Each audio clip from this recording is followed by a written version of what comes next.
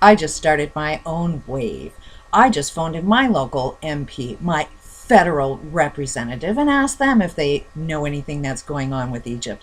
They said no. They had no clue that the powers that be in Egypt were forced to resign. They are not in tune with the world, and yet they're our leaders running our countries.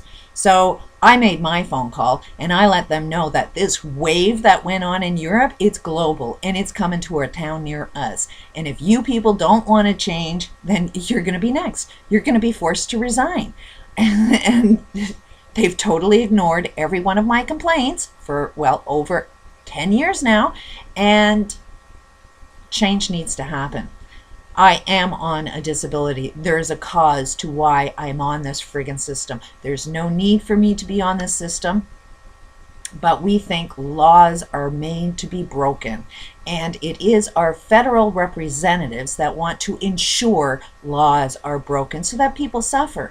And then when you suffer from the outcomes of all of these crimes, they say, oh, let's put a band-aid on that, and now we'll give you free money on a welfare system. I don't want to be on a welfare system. I want crimes stopped. I want those that committed severe crimes be held accountable. Why is it that criminals aren't being held accountable here in Canada? And why is it my medical system just wants to pump me with a whole pile of pills so that I'll just, oh, don't look at the problem, just be so vegetated I wouldn't be able to put two sentences together. Trust, most people that are on a welfare system are heavily dosed with medication so that they aren't able to communicate what the problems are. So I started my wave. I live in Kelowna. I'm looking for anybody else in Kelowna that's willing to do what they did in Egypt. I'm looking for anybody else in Canada that can see the corruption within Canada that wants to start talking to your member of parliament. Give them a call. Let them know that this wave is coming to a town near them. I started. Will you start? Will you do this in your state, in your country? Who is representing you? Let them know you're not standing for it anymore, and we're going to make change. We, the little people, are going to make change. If we have tax laws, that means that everybody should pay taxes, including the criminals. You know, all of these CEOs, all of these people that work in the oil industry, they don't pay their income tax, just like my ex-husband. And the insanity is that while I'm on this social assistant program, our government is fully aware that I paid $100 a month child support for the very child that lives with me that they've been financially supported while I've been disabled. And I wasn't disabled all along. I was like, 8 years prior to that, I was financially supporting my children on my own and had court orders that I had to pay this deadbeat that works in an oil field company, which his $1 million boss ended up paying for high-paid attorneys to make sure that he doesn't have to pay his income tax or pay his child support. They actually created this little court order that said that I had to pay advance child support. So here in Canada, our local MPs, our federal government agrees that our welfare systems actually funneled into the criminal system. It didn't go towards my children. It went directly in the pockets of a deadbeat father that had zero interest in feeding his children. Now, I don't wish my ex-husband any harm. I forgive him I know he does not know what he's doing. I know he does not know how much harm he brought to his children and the brainwashing that he did towards his children, but it's there.